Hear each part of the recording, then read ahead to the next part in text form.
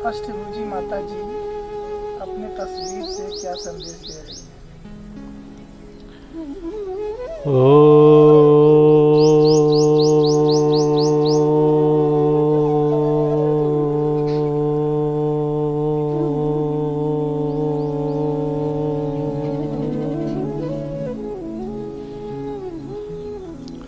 देखिए, दुर्गा माता के विषय में पहले विचार करना है। दुर्गा किसको बोला जाता है? अष्टभुजा के पीछे क्या संकेत है, क्या इशारा है?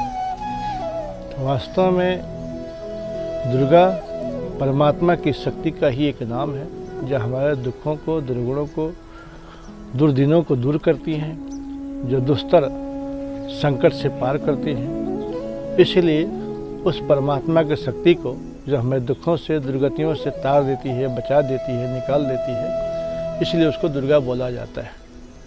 और वह संकेत करती हैं एक संगठन शक्ति की। उनका इशारा है कि हे ब्राह्मण, क्षत्रिय, वैश्य, शूद्रों, तुम सब एक हो जाओ। यदि तुम एक हो गए तो तुम्हारे 8 हाथ हो जाएंगे। और यदि तुम संगठित हो गए, एक हो गए, तो जिस प्रकार भयंकर जंगल का बब्बर शेर को हमने शासन करके, नियंत्रण में करके सवारी बना लिया है, जिसके एक दहाड़ से पूरा जंगल खाली हो जाता है, कोई भी जानवर टिक नहीं पाता है। और जो हाथी जैसे बड़ा विशाल का जानवर को भी मस्तक पर प्रहार कर देता है, उसी तरह से उससे सिंह को भी हम शासन में, नियंत्रण में, संयम में ला करके सवारी हम बना लेते हैं। इसी प्रकार से हे मनुष्यों, हे भक्तों, यदि तुमने भी हमारी तरह संगठित होकर के, यदि समस्त हाथों में, शक्तियों में अस्त्र शस्त्र सुसज्जित होकर के यदि तुम चले, तुम बड़े से बड़े विश्व के शासकों पर तुम शासन कर सकते हो। पर यदि तुम बिखर गए, टूट गए, खंडित हो गए, तो तुम नष्ट हो जाओगे। हमारे हाथ में देखो, हर हाथ में शस्त्र है। शस्त्र किस लिए है?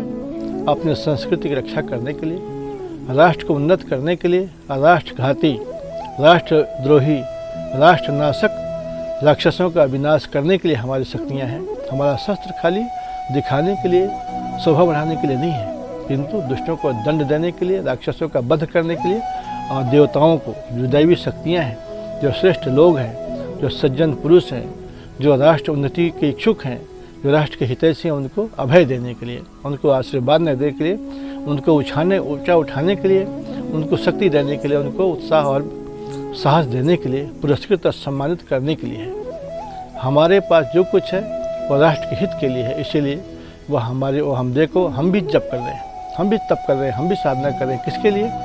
राष्ट्र के हित के लिए, अपने भक्तों के भलाई के लिए। हमारे हाथ में भी शस्त्र भी है, साथ में माला भी है। माला का भी हमारे द्वारा स्मरण किया जाए। किसके? उस परमात्मा का, जो हमारी सब शक्तियों का पुंज है। और परमात्मा की शक्ति, परमात्मा से अभिन्न होकर के भी, परमात्मा से जुड़ी होने पर भी, उसका उद्देश्य जगत हित का कल्याण करना, जगत का उत्पत्ति स्थिति विनाश करना। इस प्रकार दुर्गा जो है परमात्मा की ही शक्ति है, परमात्मा ही है। केवल जो मनुष्य लोगों ने जो चिंतन दिया, सूत्र दिया, उनकी परिकल्पनाएं किया मनोभूमि में, वह एक संदेश देने के लिए, एक संकेत देने के लिए कि हम एकजुट हों, एक स्थान पर केंद्रित हों। हमारी शक्ति यदि बिखर गई तो हमारे किसी काम के नहीं, पर यदि हमारी शक्ति केंद्रित हो गई, इकट्ठी हो गई, एक सूत्र में बंध गई, तो हम बड़े से बड़े राष्ट्र को जीत सकते हैं, बड़े से बड़े राष्ट्र को उन्नति के शिखर पर पहुंचा सकते हैं, बड़े से बड़े कठिन काम को हम सफल मनोरथ कर सकते हैं। इसीलिए बिखरना नहीं, किंतु एकजुट होने का संदेश दुर्गा माता कर रही हैं।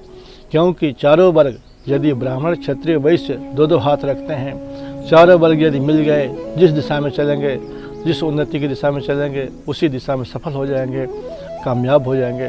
तो हमें क्या करना चाहिए इसके पीछे? कि हमारे पास शस्त्र भी तीक्ष्ण हो, धारदार हो, जंग लगे हुए शस्त्र न हो, और हाथों में, भुजाओं में शक्ति भी हो।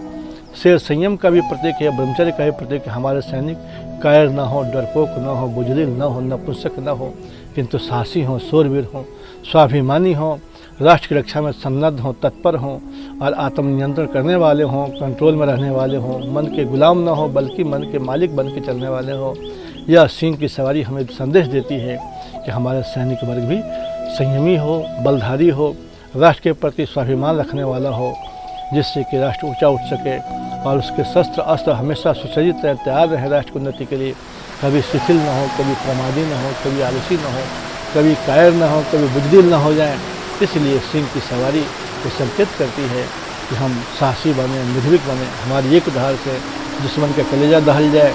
यह सिंह की सवारी हमें संदेश देती है, संकेत करती है कि हमारा संगठन शक्ति मजबूत हो, हमारे राष्ट्र में सामर्थ्य का, बल और बुद्धि का सदुपयोग हो, धन का, श्रमिक लोगों का श्रम का भी सदुपयोग हो, किसी वर्ग के द्वारा दुरुपयोग न हो, ब्राह्मण के द्वारा विद्या का दुरुपयोग न हो, क्षत्रिय के द्वारा बाहुबल का दुरुपयोग न हो, वैश्य के द्वारा व्यावसायिक क्षेत्र के द्वारा धन का भी दुरुपयोग न हो और श्रमिक वर्ग के द्वारा अपने श्रम का भी दुरुपयोग न हो, किंतु सबका बल, धन, बुद्धि, श्रम सब राष्ट्र के हित में लग जाए, जिससे राष्ट्र उन्नत हो जाए, विश्व गुरु के आसन पर आसीन हो जाए और फिर से यह राष्ट्र सब तरह से सूरज के समान प्रकाशमान हो जाए। ऐसा संदेश दुर्गा माता की जो तस्वीर है वो बता रही है।